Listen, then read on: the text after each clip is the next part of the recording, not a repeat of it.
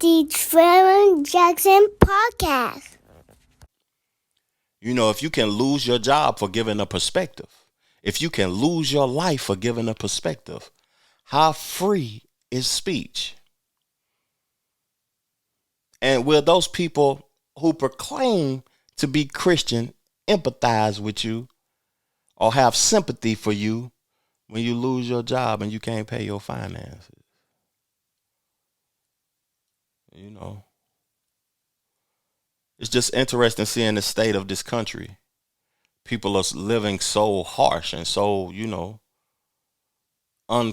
not considerate. I want to get into another conversation where Charleston White was speaking about Charlie Kirk. Charleston White is a person that I frequent.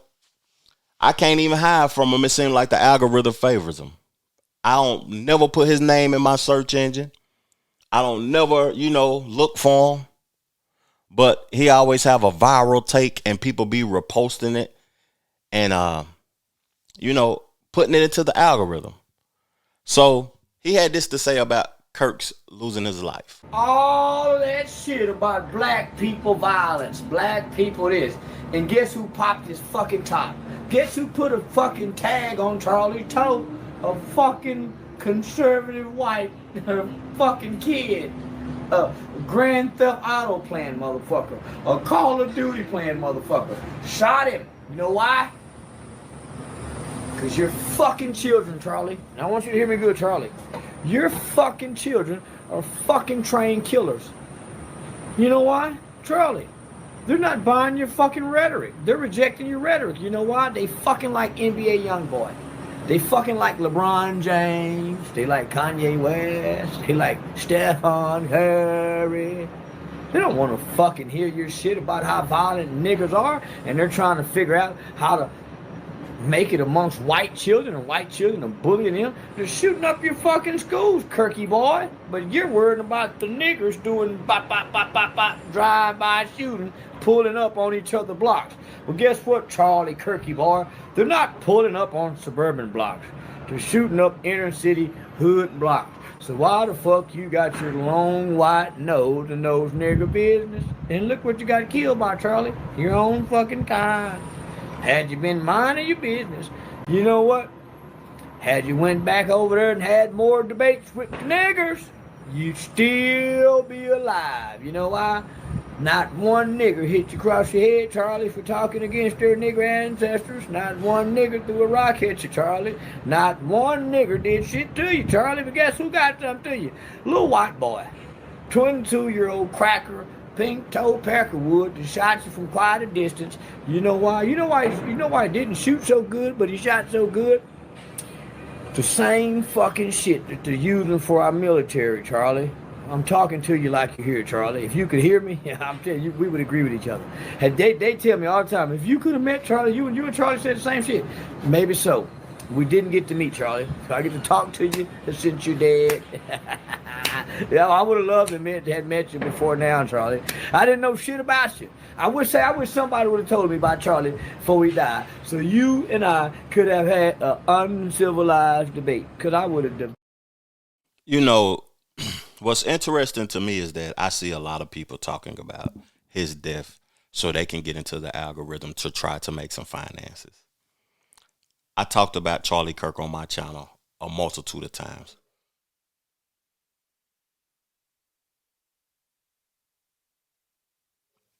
I apologize, y'all. As salt got into my throat, made me cough. I talked about Charlie Kirk a multitude of times on my platform. I spoke good about him. I spoke bad about him.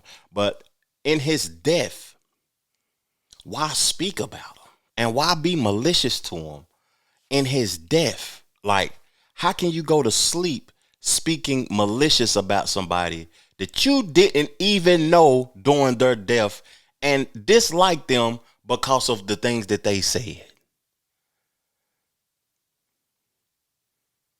Even if you disagree with the things that they said, why does it bother you so much specifically that you would want to harm somebody, that you would want to get on the internet and put your face on the screen and speak maliciously about them?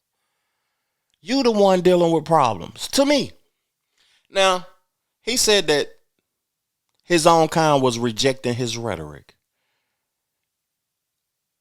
While we highlighting one or a few people that was loud, but we're not making ourselves aware of the 3,000 that showed up to his event, or the 2,000 that showed up last year when he was going to big boy universities and having these debates. And the reason I say violence is the language of the people who don't know how to articulate themselves is because if you disagree with me, I'm creating a space for you to get your perspective off. Go become knowledgeable about the things that you disagree with me about. Go do your research and let's have a conversation. Damn, it's crazy to me. I'm not defending Charlie. I'm not against Charlie. It's just that I'm a logical thinker at the end of the day. And this is weird. But before I play the clip, I got another clip of Charleston White because he went to a HBCU. So he's having these speaking engagements and talking about people as rejecting, Charlie Kirk's rhetoric. But you having these speaking engagements at HBCUs. But before I get to that and I play that clip of him at a HBCU, something that's interesting to me, I listen to, Officer Tatum from time to time, Candace Owens from time to time, Ben Shapiro from time to time, Nick Fuentes from time to time. I forgot the fat nigga that be talking about sports. Jason Whitlock from time to time.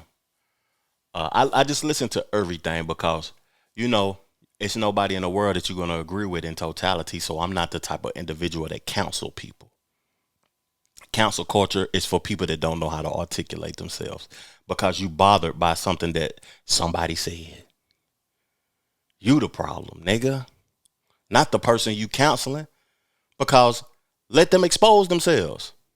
That gives you a reason to give your perspective on what was actually being said. So I talked about those platforms because, I don't make myself concerned with other races where I speak maliciously about them. I'm not going to get on my platform and talk about Jewish individuals and what they doing bad. That's none of my business. I'm not going to get on my platform to speak bad about no other race of people. I'm not going to get on my platform and speak bad about my own people. It's just a weird space that we living in right now.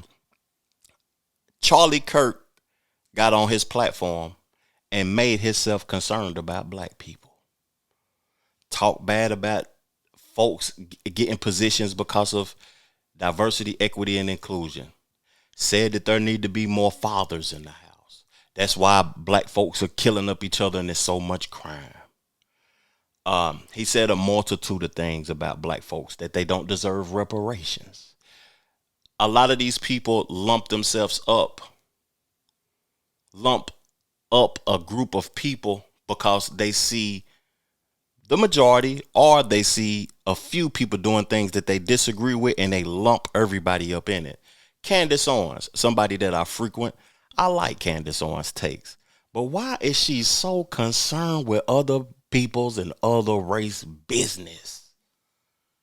The shit is weird to me. To be overly concerned about Israel, to be creating more division. She in lawsuits with the Macrons and all of that old type of stuff over there in the UK. Why? Why want to even expose people? It's just weird, man. Now, he said that his people was rejecting his rhetoric. Now, I'm going to play a clip of Charleston White at a HBCU. Charlie Kirk had 3,000-4,000 people at his venues or whatever. Look at Charleston White. Like, I ain't got time to debate because this is what happens. We go back and forth. The old man say two black people don't have no business hanging with each other. Why? Because all they're going to do is argue and squabble. When they get through arguing, squabbling, and debate, they ain't going to build nothing. They're not going to produce nothing. They're not going to manufacture nothing. They're not going to create nothing. So why even talk to black people? We're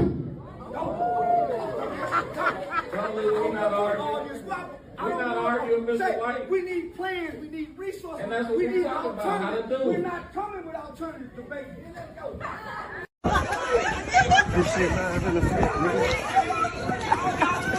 All y'all debating for. All y'all debating for. Get some goddamn money. Big dog.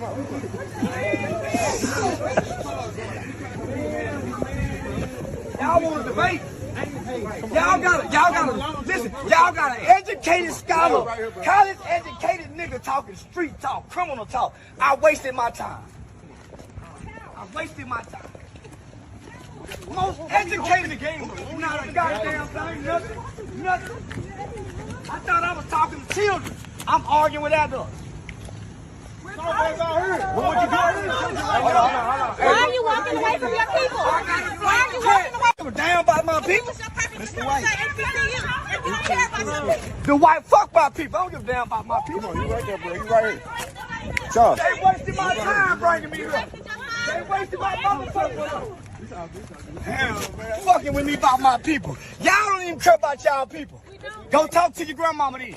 We were so happy like it's systematic racism. They wasted my time. Fuck racism. I don't believe in racism. Get that card to Mr. White, big I dog. don't believe in man. I don't believe in God bless y'all, man. You too. Man, I don't give a damn about no HBCU. I went to a white school. And you're now at an HBCU. I don't give a black fuck kid. about an HBCU. Well, why are you here? Because they brought me here by mistake. Hey, bro. I didn't know I was coming. You didn't have Let's go. to come I didn't know I was coming. HBCU. I didn't know I was coming to this But you bullshit. still came. Let's go. Let's go. Yeah. You over here, bro. Shit, that ain't a. You know, I was talking about how people speak bad on other races and other people and their own race. You know, my grandmama used to tell me, boy, if you ain't got nothing positive to say, don't say nothing at all. You're wasting your breath. You know, you're speaking foolishness. Quit wasting your breath and quit wasting everybody else's time. My mom even said that also. But what I want to say is that when he was in that place or whatever, they was asking him about snitching, hip hop, and street stuff. And he became belligerent talking about black folk don't build, produce, or manufacture nothing. We don't have no plans, no resources, or no alternatives. You know, I know where he got that language from, too. He's speaking Dr. Claude Anderson language. And he has a point, too, though. Because if you look at the majority of us, we ain't coming together unifying to build or manufacture or produce. But since they was asking him about street stuff, he didn't have to get belligerent and turn it to what he calls the character. And if it was me and I was in that position and they asked me about that, but I'm supposed to be in a HBCU where we're educating people and we're trying to build and we're trying to teach the youth something, I would have asked them. I would have brought the conversation back to them about why do you want to know these things? This is podcast rhetoric when I be talking about that street stuff. Let's get back to the educational conversation and topics. Because you wasted my time and you wasting your own time. So he could have came and combated the conversation in a way that was not malicious. But he wanted to act out of character like that. You know, he spoke bad about Charlie Kirk. And at the end of the day, he mirrors and may be worse for his own people than Charlie Kirk was. The Trevor Jackson Podcast.